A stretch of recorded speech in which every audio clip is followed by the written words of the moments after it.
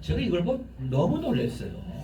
이 경쟁을 갖다 열심히 한 사람들 이거 생각 못 합니다.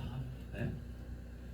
그러면은 이게 왜 진수냐? 제가 이제 한 5분 정도를 좀 시간을 할애해서 말씀드릴게요. 던져진 실존적 존재. 피투성이 피투성. 던질 피, 그러니까 당할 피하고 던질 투. 그러니까 이제 던져진 거죠. 여러분 중에서 혹시 외모를 미리 선택하고 태어나신 분 계세요? 여러분 중에서? 여러분이 태어나시면서 부모를 선택하셨어요? 그럼 부자 부모 밑에 태어나시지. 저도 어떻게 보면 제 외모를 제가 선택하지 않고 태어나서 이 모양이에요. 하지만 제가 가진 이 모양이 어때요?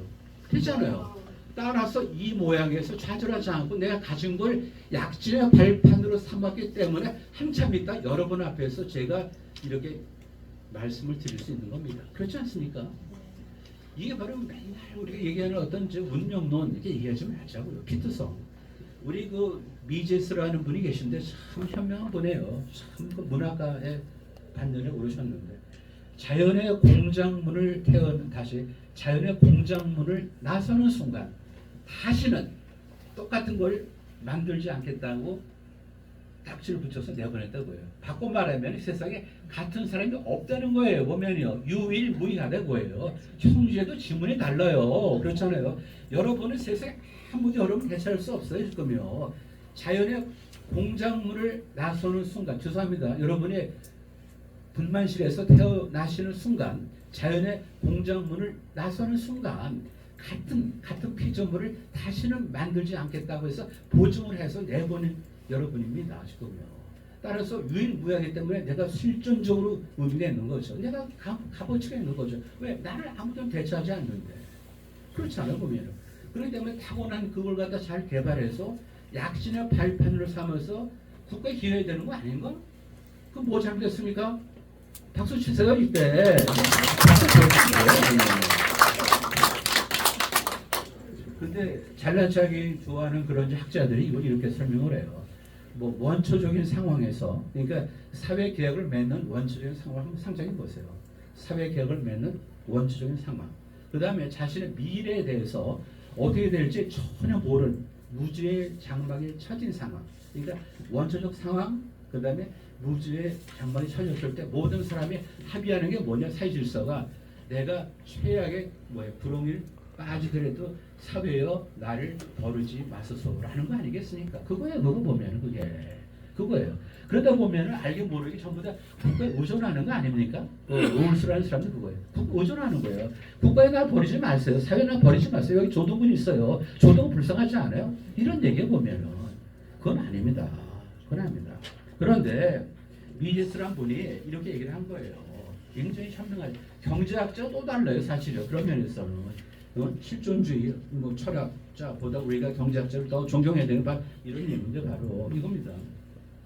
만약에 말이죠. 이런 얘기죠. 무지의 장막에 처져 있고 원초적 상황이야. 그러면은 어떻게 보면 내가 어떻게 될지 모르고 내가 노력한다 하더라도 이걸 바꿀 수가 없어. 그럼 뭡니까? 걔는 아무것도 안 하는 게 제일 좋은 거예요. 보면요. 그리고 사회 처분만 바람되는 거죠. 따라서 뭐예요? 모든 사람들이 사회만 쳐다보고 국가만 쳐다보면 어떻게 되겠어요? 그게 아니에요. 따라서 미제에서 뭐냐면 던져진 존재, 개보르편 하이트, 던져진 존재. 하지만 뭐냐면은 자기의 좀 미래를 개척할 수 있는 행동인으로 태어나 다시 자신의 미래를 개척하는 행동인으로 태어났다고 그러는 거예요. 따라서 미지의 기회를 포착한 능력을 갖는 깨어있는 경각심, 바로 이게 기업과 정치를 해보면.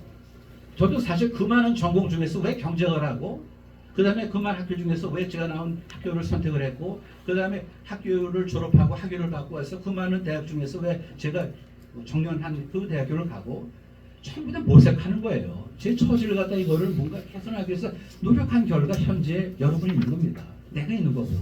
따라서 우리는 뭐냐면 현존하는 것은 다 정당한 거예요. 지금요. 현존하는 거는 지금 정당한 겁니다. 따라서 지금 우리가 정치 얘기는 안 하겠지만은 지금 우리가 윤석열 대통령이 온 어떤 그런 과정도 정당한 거고 그분이 대한민국을 위해서 애쓰는 것도 다 정당한 겁니다. 동의하십니까? 네. 그 다음에 에드워드 기본이라는 분이 계세요. 로마 흥망사 뭐 근데 진짜 멋있는 얘기를 했어요. 물결과 바람은 유능한 항해사의 편이다. 물결과 바람은 유능한 항해사의 편이다. 노력하세요. 유능하면은 저절로 뭐예요? 행운이 따라요. 지금요. 맨날 불평불만 하다 보니까 운이 안 따르는 거지. 가만히 생각해 보세요. 어떤 사람들 늘 운이 따라. 가만히 보면 뭐죠? 노력한 사람이에요. 물결과 바람은 뭐예요? 유능한 항해사 편이라고요. 따라서 여기 교육 환장대로 지금 내가 갖고 있는 거 별거 없으면 이거를 약진에 어떤 도약에 내가 좀 해서 내가 다시 태어나겠다 하는 교육 현장이 도대체 얼마나 명구냐 이런 얘기죠 보면요. 네? 그래서 여기 26페이지로 좀 넘어가시는데 여기 이제 26페이지 보면요. 이게 제일 뭐 결론 중에서도 제일 거기 첫 번째 패러그래프에 좀 불공유실이 있죠. 우리의 처지를 약진의 발판으로 삼아 창조의 힘과 개척의 정신을 기른다에 충실하면은 우리의 수조 색깔을 흑색깔에서 금색깔을 바꿀 수 있습니다. 지금요. 흑수저, 금수저 얘기하는 거는 부모를 욕하는 거 아닙니까? 당신 왜 날 갖다가 저거예요? 왜 금수저 아들을 안 태어나게 했네? 그걸 부모를 욕하는 거예요. 사실 따지고 보면은 지금 이게 말씀드린 대로 보면은 처지를 약진의 발판으로 삼아서 창조의 힘과 개척의 정신을 기르면은 내가 수조의 색깔을 바꿀 수 있다 그런 얘기입니다. 흑수저의 색깔을 갖다 내가 금수를 바꿀 수 있는 원동력이 어디 있냐? 정신의 그 정신의 원동력이 바로 어디냐? 교육 환경에 있다 그런 얘기예요 보면은. 동의하십니까? 국민교육 현장의 기여.